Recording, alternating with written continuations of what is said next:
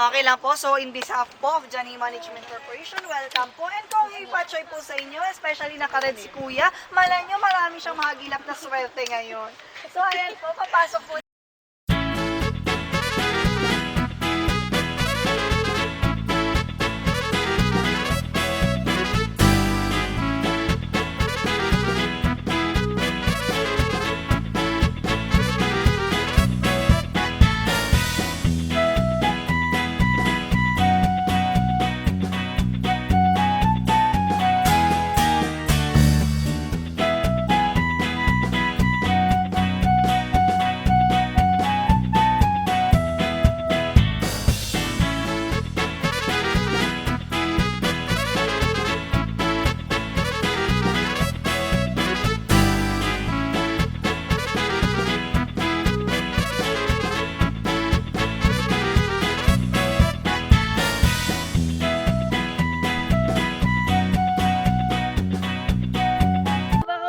Umuulan, tapos tumatakbo si Liza at umiiyak siya. Saan ba yun? Actually, dito po siya. Hanapin po natin kung saan siya umiyak. Mamaya po, makikita natin. Dito naman, pakibasa naman po ito. Naputol. I'm on the Chile or I'm only a child. Ito naman po sa mga... Ngayon, pakibasa naman po. Just get shot. Or just can't shake it. Yan naman po yung mga problema. At patulad ng kanta ni Taylor Swift na Shake It Off. May mga problema tayo na iniiwasan natin, pero actually sa kakaiwas natin, nadadagdagan pa lalo. Yan. Pwedeng natin ibaon dyan. Meron po tayong experience. Bonong tamuto ay... At ang pinakasikat po sa linya natin lahat, ang ating pakibasa nga po. Born died. I forgot. So yan naman po yung marami tayong nakakalimutan. Halimbawa, utang natin, I forgot. Or may Nakakalimutan ko bagay na kailangan gawin, I forgot. Jello, kalimutan Halimbawa po si Mami, inutusan ng kanyang anak. Halimbawa po, yung anak po natin, tapos nakalimutan niyang gawin, I forgot. I forgot to. Nakalimutan na inuutos na lagi nakakalimutan, I forgot. Ito, So bakit din po siya tinawag na pet cemetery? Dahil sa mga pet po na nakapatong, halimbawa po ito, at truly miserable day, or ibig sabihin po niyan, pagka slow po tayo, pagka miserable ang araw natin, ang slow po ng progressive. Slow. Kaya po Slow. pagunginan dyan. Actually, magandang iladaan dito ang ating government. So, yung pinakahuli po, Mr. Douglas MacArthur, ang nasa taas, Mr. George Dewey, at meron po isang Filipino dyan. Yes, very good po. Siya po yung nandyan. Siya lang po ang nagmamay-ari ng ganyang haircut. Unique para makaahon ulit. So, dito siya unang ginanap. So, ang panagbenga dito naganap. At ang tamang pronunciation ng panagbenga po natin is panagbunga. Panagbunga, which means panagbunga. Alam po ba natin meaning ng panagbunga? Apo. It means magbubunga po lahat ng ating pinaghirapan. Ayan. At ang pinakasikat po sa lahat, dito po dito na po is dito na Bell Amphitheater. po natin. Ang ating gazebo over there po. Diyan po sila nagbi-meeting before. At ang pinaka-tip po dyan, pag nandun po kayo sa gitna niyan, hanggang dito po, yung normal tone of voice niyo maririnig. Doon ka! Go. Pagbaba. Tara. Hindi. Yes po, akit po tayo. Ayan. So, dito po sila nagkakaroon ng meetings Bilisan plus mo, May. American Tapos na to. soldiers. Maririnig mo ba ako? Hindi naman kita maririnig eh. Ayan, nandiyan na sila. Saan mo na eh? Wag ka sumigaw. Normal tone of voice. Normal lang.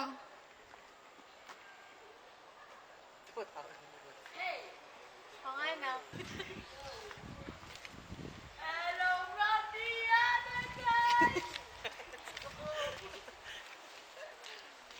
So, ayan po. Yung mga iba, dito po doon nagdadaan yung ating mga brides. Pero ingat lang po sa mga brides kasi baka gumulong sila ng doon. Go! Wait po, sanay-sanay. Gusto titignan po ninyo. Yan yung mababasa action ko na talaga nangyari sa wait. And yung mga American soldiers, nagsusulat din sila sa mga love life nila before. Ganon, kung forevermore na din sila before. Forever. Pero hindi po namin siya pwedeng open to avoid po at para ma-preserve po natin yung 8,000 na libro na yon. And take note po, 100 years na po silang nandyan. Lahat po na nakikita ninyo dito, hanggang doon po is 100 years na po naka-preserve. Ayan. bago po tayo pumasok sa ating bell house, dahil po tayo sa ating main entrance, yung mga gusto muna po. Okay. Pa-picture muna kasi sa mga bodyguards, if you want. And now we enter the American style.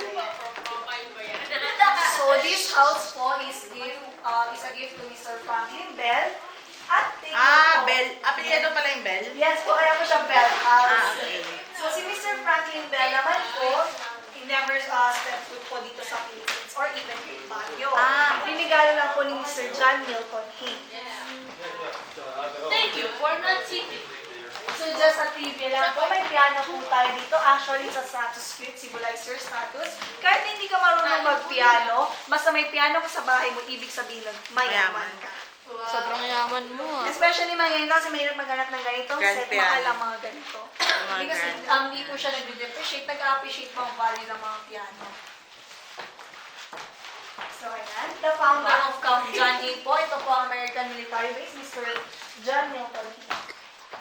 Ayan po siya.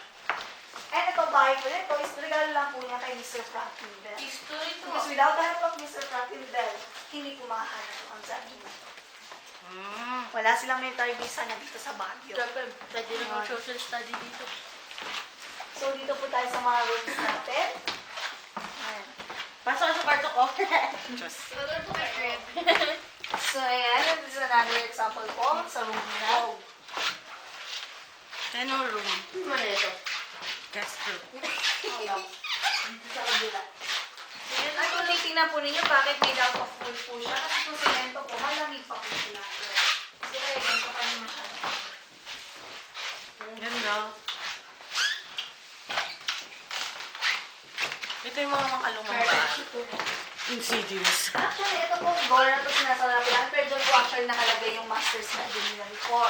So, dyan po makikita ninyo yung infinity door. Pero hindi po kasi pwedeng pumasok. Ang nangyari na ngayon, dyan na lang naging meeting mo. Natin off dyan. Ano yung Saan po? infinity mirror? Ayan po kasi magkabilaan siya. Tapos, pag nag-mirror ka, Saan yung siya kwarto? Dito, dito. Ano yung infinity? Bakit hindi siya nilalabas dito? So, ito po ang example ng American Masters Bedroom. Kung titingnan po ninyo, hindi po siya ganito kalawak. Pero ang ganda lang po ng layout. Master Kahit ganito sana pala kung Kasi yung kalamin. Wala pa na. Bakit hindi siya nilalabas? Hanggang pwede ma'am. Nakalagay na dito. Ano sa wall? Eh, ginawa po kasi siyang conference hall dito sa loob. Kaya private po siya. Yung mga kama, ganito. Ha? Yung mga kama po. 100 years na din. 100 years. Ay, hindi po yung mga accessories ko na ganyan. Nilagay na po. Kasi wala na po, nasira na po yung mga ibang gamit dito. But this house alone po. At kung titingnan po ninyo, bakit maraming parang exit? Para po pag may sumugod sa kanila before, madali silang makalabas. Like yung mga window, Maganda mo rin kasya-kasya ang tao. Para pag may sumugod, makakalabas sila. Dinonate po ng United States, dinurn over nila sa Philippine government. Ang problema nga lang, hindi kasi United States ang nagmamayari ng Zahid. Meron actually nagmamayari nito. Ang Carino family, si Mr. Carino. So, ang ginawa na ng Philippine government natin, binayaran ng milyon sila Mr. Carino, kaya yaman ng Carino family. Kasi binayaran sila ng millions. At ngayon, ang mayaman na ang ating government. Kali po, ito po yung magiging daanan natin papunta sa ating secret garden. Makikita niyo po dito yung gaano po siya kalayo. Ito po siya. Ayan. So, Baguio. Kasi nga lang yung mga Americans, hindi nila may pronounce kasi medyo slangs lang sila kaya Baguio. Naging Kaya naging Baguio. Kaya naging Baguio City. Po, Baguio, going to Baguio City. So, since American po sila, Baguio. Ganun po nila i-pronounce yun. Slang. Slang Baguio. So, Baguio. Baguio. Ganun. So, kaya naging Baguio City na lang. Ano yung Baguio? Baguio means birthplace or mountain. Picturean mo siya. So, sa pagpasok po natin, masusundan din po natin dahil papunta sa ating secret Padali. garden. Suti mo yan. And you can have your Sige. prayers in there po.